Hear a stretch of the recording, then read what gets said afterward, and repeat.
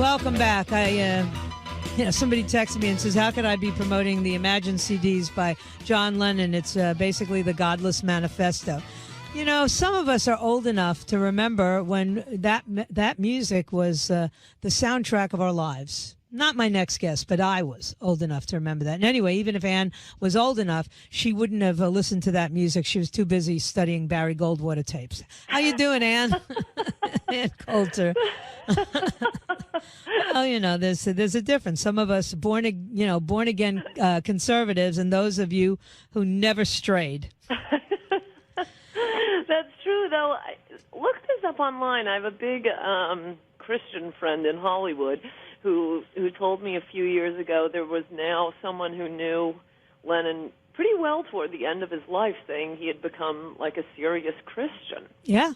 That's absolutely true. But nobody talks about that because it would fly in the face. Imagine no religion. Right. So, it's all right. We have Sometimes the song is just a song. That's right, exactly. Although I still can't watch a Sean Penn movie, no matter that a movie is just a movie. Some people are just too vile for me to handle. And actually, there's about 13 people that were standing around on stages in Las Vegas that I'm pretty sick of, as are you. It's time for them to get out of this race, right, Ann? Yes, all 13 but Trump have to drop out now. Right. Oh, my gosh, Joyce, that debate was such a bore other than when Trump was talking. They think this is a spelling bee, and they just have to out-precocious one another on who can name the most obscure facts or pronounce foreign leaders' names the best. And every time Trump speaks, he just cuts through it all and talks about the only things Americans care about. He's the only one making points. I mean, even the candidates we were thinking about 2008, and it seems like we really did have better candidates in 2008, excluding Trump, the greatest candidate for president ever. But Mike Huckabee was I was against him on immigration, but he's clever, he's funny, he has quick, pointed answers. Santorum has heart. I didn't support him, but I could never hate Santorum, and right. You kind of develop a hatred for the opponents of your favorite candidate, but not Santorum. Always a likable guy. Right. Ron Paul, again, disagree with him on some stuff, but man, he was smart and would make really interesting points. When you take Trump out of our race, they're really all monkeys.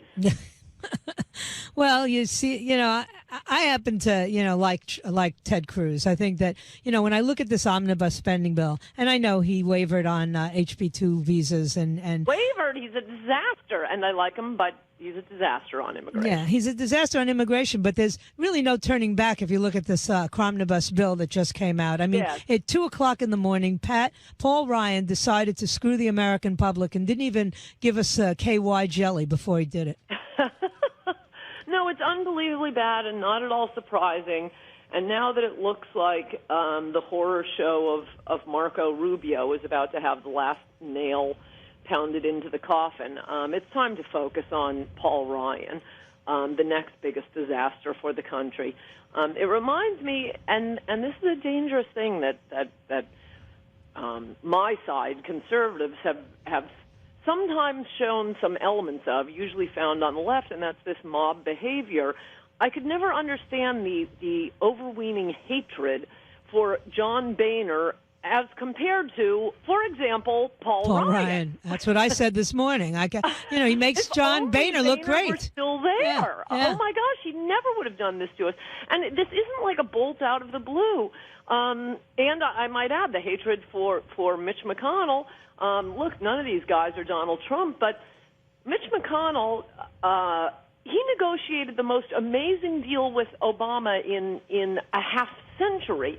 That sequester deal required, if Republicans and Democrats don't agree to a budget, there were automatic spending cuts across the board. It was the first time America would have federal government spending cuts in 50 years, and big spending cuts. Democrats realized, oh boy, they've been outsmarted by Mitch McConnell. That was because Obama had threatened to do so, and Mitch McConnell, bless his soul, said, fine, I'll take you up on that offer.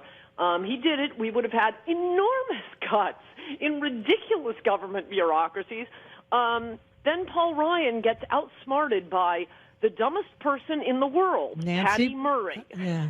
You'll just flashback, footnote on Patty Murray. She's the one who said after the 9/11 attack, well, you have to understand people love Osama bin Laden because he's out there building schools and preschools and women's health centers. Does she know anything about what Islam requires? This is not take your daughters to work day under Osama. Anyway, she outsmarts Paul Ryan, gets rid of the sequester rules, and now we're right back to enormous, endless spending. But the main thing, of course, you and I care about, dislike about Paul Ryan, is that he's right in there with Rubio, with Luis Gutierrez, Obama, and Pelosi in wanting to transform our country into another country. He wants nonstop immigration from the most different backward countries, and now we have this omnibus bill that, what is it, 1.6 billion to bring in illegal immigrants and refugees? Yeah, we're giving money to Central America and to Mexico in the billions. For what? I got American workers who have been out of work for years. They've fallen off any roll. They're not being measured, but they're starving out here. Yes, and that was one of my favorite parts of the debate, and another example of Trump speaking to an actual point as opposed to reciting useless knowledge. And by the way, even Einstein used to say, never memorize something you can write down.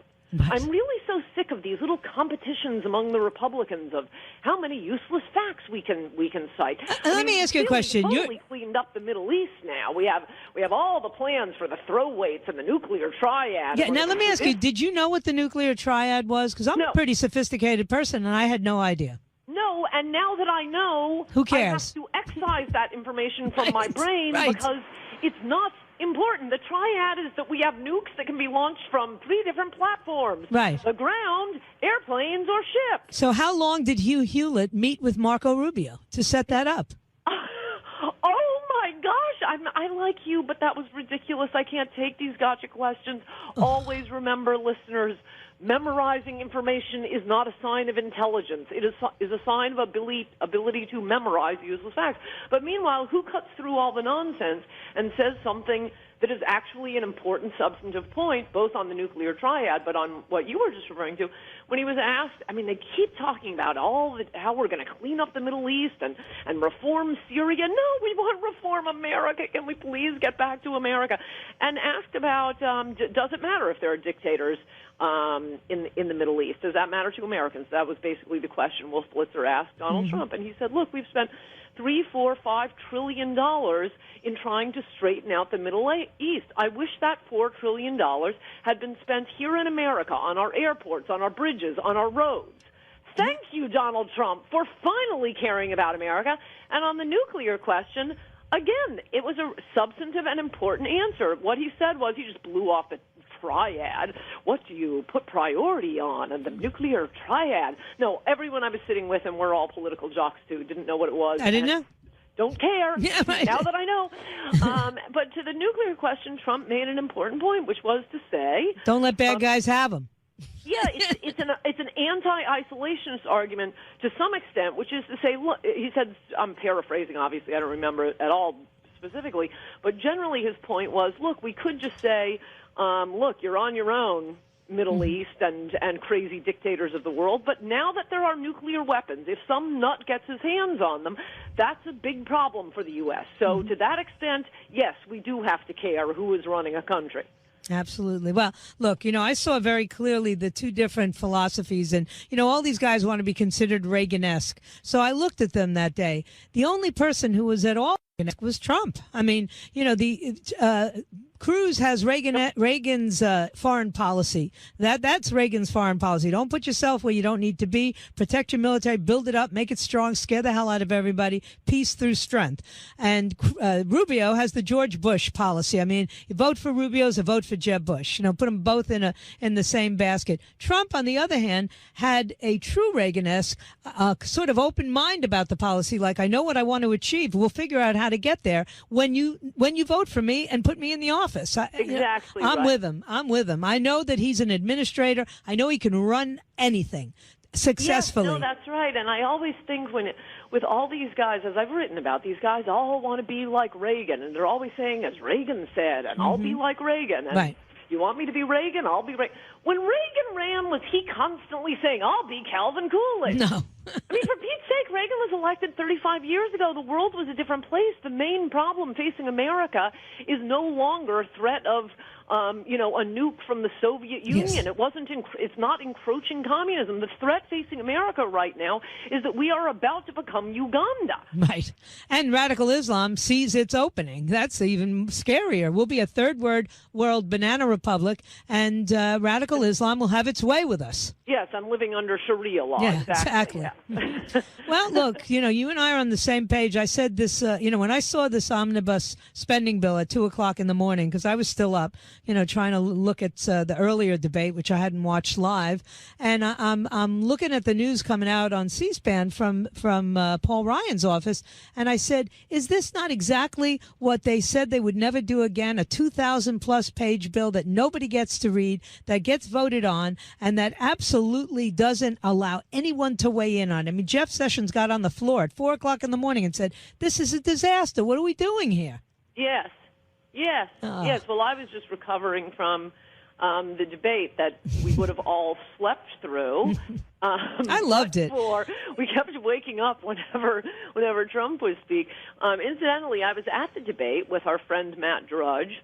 Oh, okay. And a few of my other friends, and the one thing you won't see on TV is, first of all, before the debate starts, Reince Priebus gets up and gives a little talk, and I don't know exactly what it was. Again, I'm paraphrasing, but it was very short, and it was, "We are the Republican Party, and that means we welcome Hispanics, Asians, women."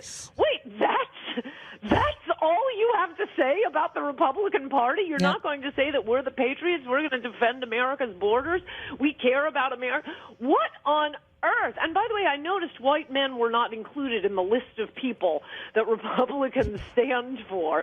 Why are Republicans embarrassed about getting white votes? What is that? Democrats can't get them. I can see why Democrats are always going around dissing white people, but why does the Republican have to be embarrassed about getting white votes? Well, but you see, that they buy in to the same bankrupt philosophy that the Democrats buy into. And that's that there's some sort of inherent white privilege in this country remaining to this day. They look at a guy like Anton Scalia, who says in oral arguments probably one of the best stated reasons why affirmative action in college is no longer a subject that we should be pursuing. It doesn't work. It's hurt the very group that we intended to help. And he gets slammed as a racist. And who do they go to first to use this kind of nonsense against? Donald Trump. I mean, it's all like a bad movie, Ann. And every day I wake up and I say, this is, I don't know how the story ends. I know how it ends. How? President Trump. Oh, I hope so. I mean, I'm actually going to register as a Republican so I can vote in that primary. And for me, that's a rough call, but I got to do it. You do have to do it. The hilarious thing about that is so many people are doing that. I mean, so many people who are registering to vote at all for the first time or switching their party registration. And luckily, the Democrats have made registering to vote real easy. Extremely easy. They're about to find out what a petard is. Good. I'll help to hoist them on there. Anyway, I know that I'll get to see you, I guess, next week early on. And so will everyone get to see both of us. We're doing an online book signing Monday night, 8 p.m. We're going to sit in front of a Christmas tree and have eggnog, and you'll interview me while I sign books, and you can order a book online. Yeah, it's livesigning.com is where they have to go, right? Yes, it's linked on my webpage. And mine, too. I tweeted it late last night. I think I'll tweet it again right now. Yeah, we want everybody to watch and everybody to enjoy it. 90 minutes of Ann and I, that's like B squared, We all know what the B stands for. Anyway, I appreciate your time, Ann. Thank you so much for weighing in. Great article. It's time for the other 13 candidates to drop out. Everybody read it. It's linked at our website. See you on Monday. See you Monday, Joyce. All Thanks. right, Bye-bye. take care.